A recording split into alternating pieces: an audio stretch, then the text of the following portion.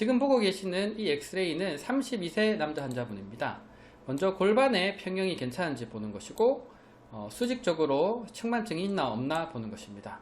둘 다 수평이랑 수직은 맞는데 보면 뼈랑 뼈 사이 간격이 여기는 일정한데 여기는 3번과 4번 사이는 좀 좁은 것을 알 수 있고 실제로 이렇게 다리처럼 이렇게 삐죽삐죽 튀어나오는 것을 볼 수 있습니다. 원래 정상적인 뼈는 이렇게 네모 반듯해야 되는데 계속 무게가 실리기 때문에 종이 박스에 밑변이 터지듯이 이런 식으로 자라게 되는데, 이런 식으로 주둥이가 만나는 것처럼 이렇게 자라는 것을 이 디스크가 좋지 않아서 스프링 역할을 다 해주지 못하니까 뼈 변형이 온다라고 보여지는 것이죠. 32세지만 이렇게 3, 4번 같은 경우는 나이가 50대, 60대 정도로 많이 늙게 되는 것이죠.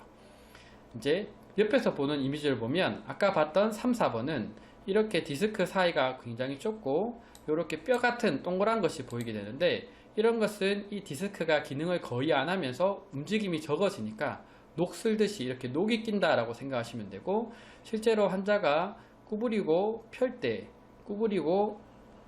때를 보면 여기 움직임이 거의 없는 것을 알 수 있습니다. 85세 할머니의 사진을 보도록 하겠습니다.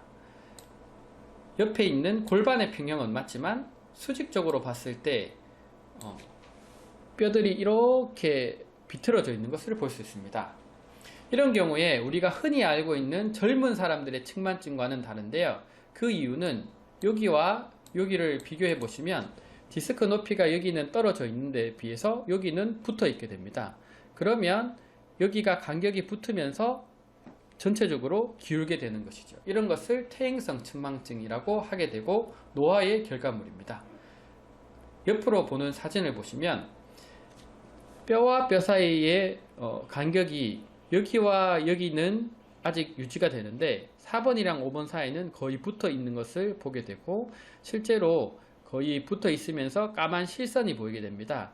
이런 까만 실선은 공기가 들어가 있는 것이고, 공기가 들어가면서 뼈끼리 부딪히니까 요 사이는 조금 더 하얗게 이런 식으로 서로 갈리게 되면서 이제 밀도 차이가 생기게 됩니다. 그리고 잘 보시면 3번과 4번 사이가 이렇게 뒤쪽의 라인이 맞지 않습니다. 이런 것을 협착증이 많이 진행을 하면 전방전이증이라고 해서 뒤에 있는 움직이는 관절뼈가 헐거워지면서 뼈가 전체적으로 앞으로 튀어나가게 되는 것이죠. 그러면 이런 식으로 라인이 맞지 않으면서 전체적으로 튀어나가는 것을 전방전이증이라고 하고, 구부리고 폈을 때 움직이는 정도를 봐서 많이 건들건들 하면서 많이 빠지게 되면 불안정성이 심한 전방전이증이라고 하고, 환자분처럼 많이 빠지지 않으면 불안정성이 비교적 적은 전방전이증이라고 할 수 있습니다. 그렇지만 이런 것들조차도 디스크와 신경을 정확하게 볼 수는 없기 때문에 다리가 아프거나 신경통이 심한 분들은 정밀검사로 넘어가게 됩니다.